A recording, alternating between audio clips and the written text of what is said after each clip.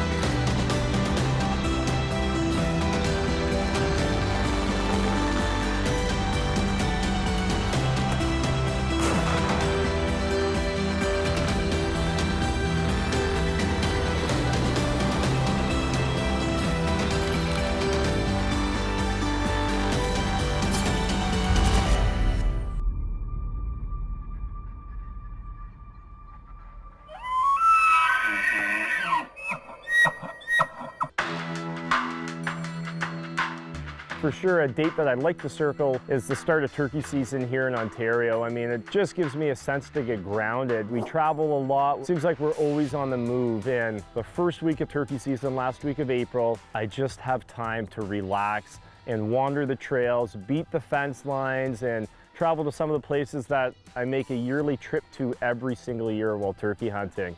This week I've got the opportunity to join up with a really good friend of mine, Adrian Skok, and you've seen this guy. He's in his elements in the northern parts of Canada doing some of those really dream hunts, extreme hunts.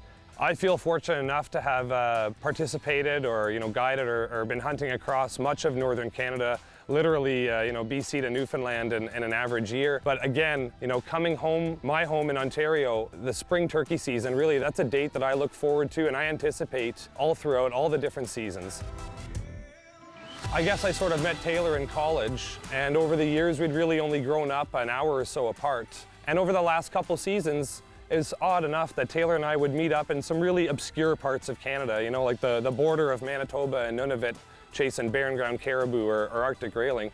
So Taylor, just had this novel idea. He called me up and he said, hey, why don't you just drive like an hour to my house and we'll spend a few days here and go turkey hunting. I decided, what a great way to spend opening week. So I, of course, jumped on that opportunity and really look forward to it. It's not really the species that makes the trip or the excitement of the trip. It's just getting together, and being able to even do a turkey hunt in Ontario is sure thrilling. This was my first chance to really spend opening week with Taylor, and our objective was to knock down two beautiful longbeards on film together and really make something special out of it. So I was definitely up for a challenge and looking forward to doing some quintessential nostalgic turkey hunting at home, but just in a slightly different place. When it comes down to any type of hunting, and honestly, you guys at home sitting there are probably tired of hearing me say this, you cannot put enough time into pre-scouting. Those are all those jakes at the far end. This is a different bunch here. If you spend enough time in the field, you can't help but fall back on a number of experiences where without a doubt, that scouting played an integral part of success that day. And really, turkey hunting is no different. Upon arriving the day before the opener with Taylor, we did a quick milk run of all of his spots, and it was very clear to me that Taylor had spent a lot of time and energy and thought to prepare everything. He had done his scouting, set up his blinds, or at least most of them, and we were there to kind of finish that all up. And really, I would say there's an overwhelming percentage of success that really should be attributed to preseason scouting. It's just amazing to be here and experience these thunderous gobbling birds in the springtime. It really does make the hair on the back of your neck stand up.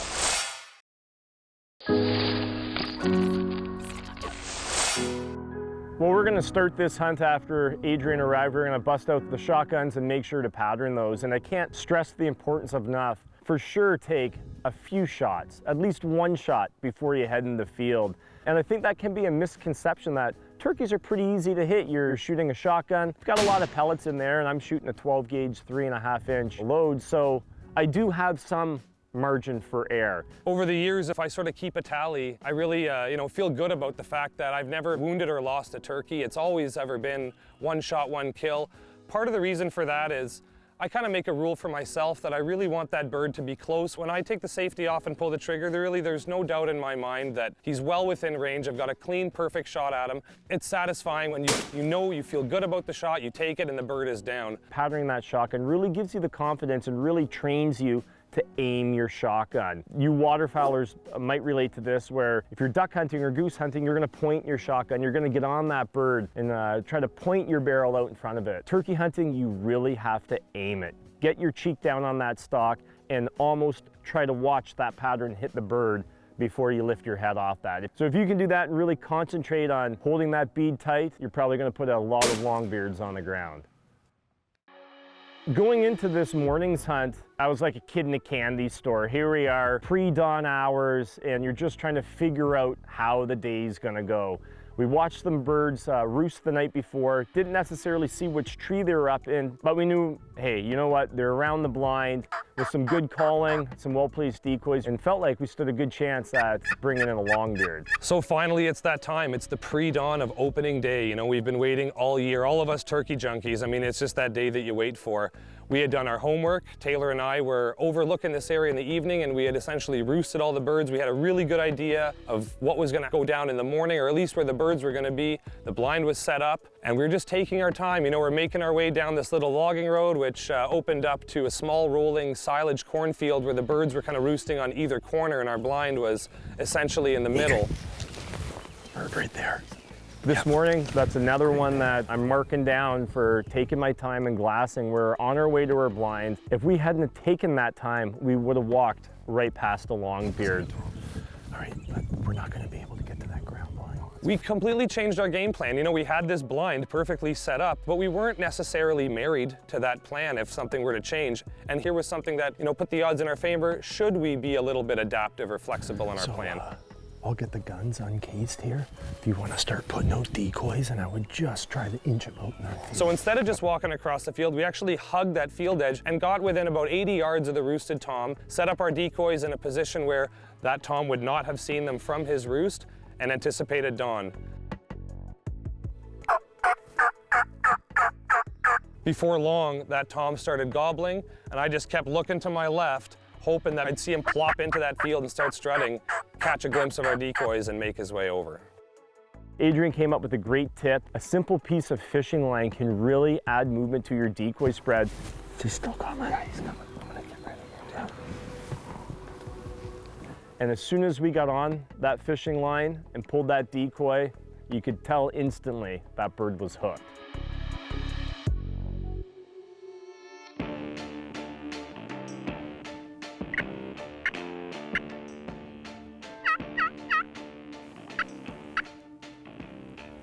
He's still coming. Yeah, he's still coming. He's looking at the decoy. Okay. I asked Taylor to make a couple soft calls.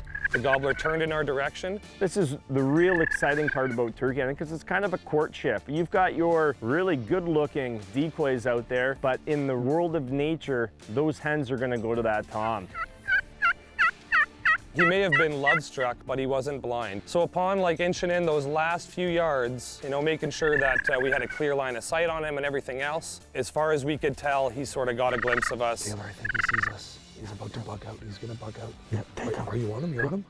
Okay. It started to turn, make his way further and further. I knew I just had a couple seconds. If I was gonna take this bird, it was now or never. Are you on him? Are you on him? I gotta shoot.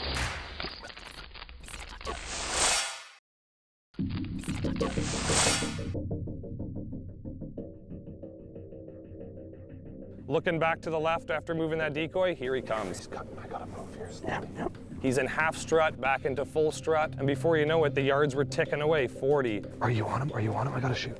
35. Boom, he's in our lap. Nice bird, man. Oh, jeez. Taylor. Did that work out? I think he did a somersault.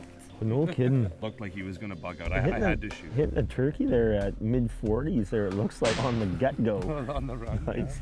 I only took that shot because I knew I had him perfectly lined up. Yeah. He was kind of like sauntering straight away from me, and I was just on him. You said you guys were on him. Oh, so, yeah. So. It's not like you can take a 60-yard shot, but surely No. it just gives you confidence, 40 to 50. Absolutely. Proof's in the pudding right there. Let's go check that Amen. bird out. Thank you. Good job.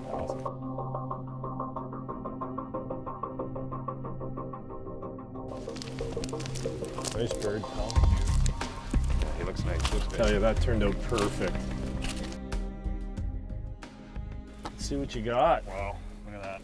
Oh, look at that. He's got that one white tail feather. It's unique. The odd turkey has that, it seems, eh? Wow, did that ever work out perfect? We're on our way in this morning to get to the ground blind, and I tell you, with no leaf cover on, if you get out and get a decent pair of binos, you can actually spot those birds in the roost tree. We found a lone bird, and when you throw out some of those great looking hen decoys, they just can't resist that when you can find a lone bird opening day. What do we got here?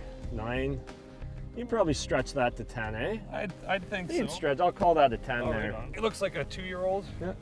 What a fantastic opportunity to get out and hunt these eastern turkeys. Absolutely. Let's get them tagged up. Thanks, Taylor. Now you got to do the calling and bring No me one. problem. And I want No problem. performance like this. Like this?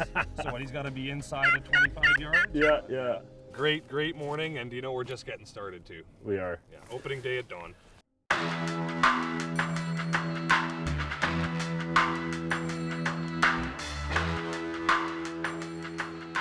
After getting Adrian's bird down, we really couldn't ask for anything better than that. I mean, in my books, hey, if we stopped hunting here, it was going to be a great day. We had a nice bird on the ground, and it was just another gorgeous morning here in Eastern Ontario. But I was up to bat, and Adrian wanted to keep going and see if we could get one kind of mid-morning hours, and that's exactly what we're going to do.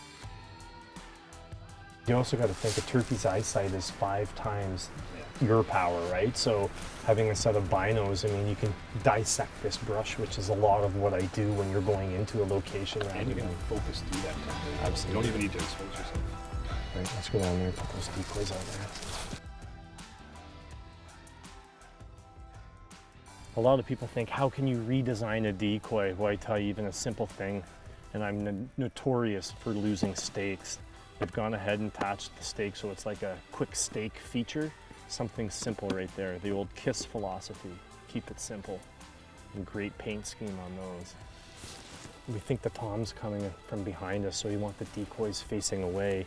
2 hens up front with that Jake strutter in behind. Shows that the birds are moving this way, and that tom's going to try to circle and get in front of that Jake, which is going to put all of his attention on those decoys and not so much us, because we are limited with cover.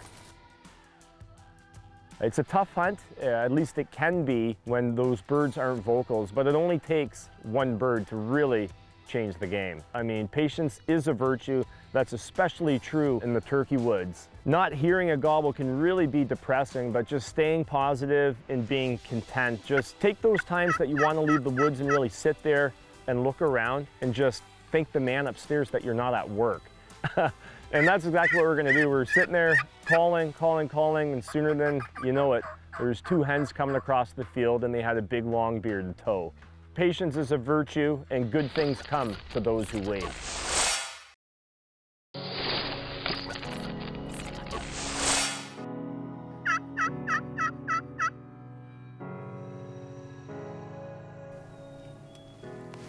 Bird down the left, bottom of the field.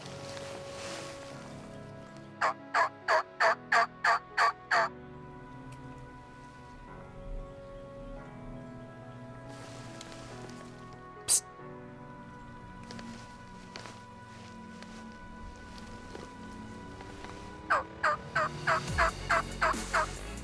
Going back to this decoy spread, I think this is really what made me a believer in, call it the fishing line tactic. Here we had a tom and a hen. That tom caught one sight of that decoy moving and left those hens. It was thrilling to watch. That bird was not gobbling. He was so tight-lipped, but he couldn't stand not coming over to take a look.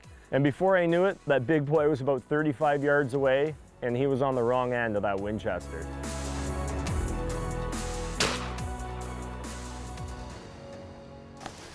Whew.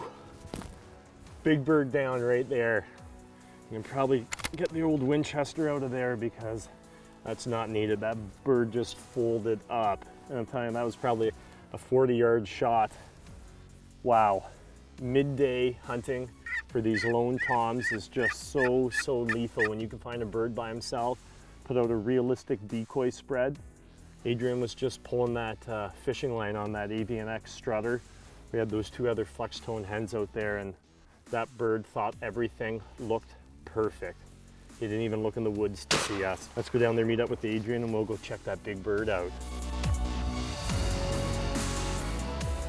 See what we got. Oh. Oh yeah? Immediately, I would say, oh dude, I've got you smoked when it comes to weight. Look at that bird. Big, gorgeous tom. Fantastic. I think far too many people give up too early. So once you start hunting birds midday, and I've been doing it basically ever since I started turkey hunting, any time is a great time to call in a bird. You just gotta have your situation right, decoys get hidden, and just patience. And I would say he's, oh dude, he's 20, 22. Got you beat on the rope too. Yeah. He's got a little hook right there. What do you think? I think he's a beauty, Dave. That's a good morning of turkey hunting. Fantastic. In Ontario, opening day. He's got this beautiful chocolate right into the tail feathers. Tell you, whenever you got a chance to get out and hunt turkeys, you got to do it. It's just absolutely a fantastic way to enjoy what Canada, and especially Ontario, has to offer. This is great. I love the spring. Absolutely. Yeah.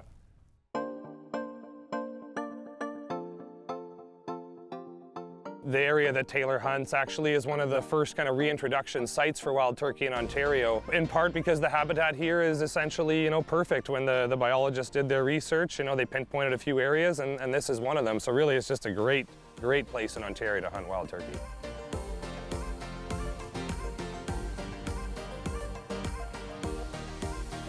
Looking back on this week's turkey hunting, I really couldn't have asked for anything better. I mean, we had the opportunity to partake in two classic style turkey hunts. One, we got a bird basically right off a fly down, and we got a fantastic mid-morning bird that we actually pulled away from two hens. And hey, when you can outperform the real thing, that's telling you that you're doing something good and you probably want to stick with it. And that also shows you that there's no wrong time to be in the turkey woods. Take every hour you have to your advantage. Utilize it. Spend your time in those fields. Spend your time scouting. You're definitely going to have a more enjoyable trip, and will probably be putting Mr. Old Tom Turkey in the bottom of your freezer.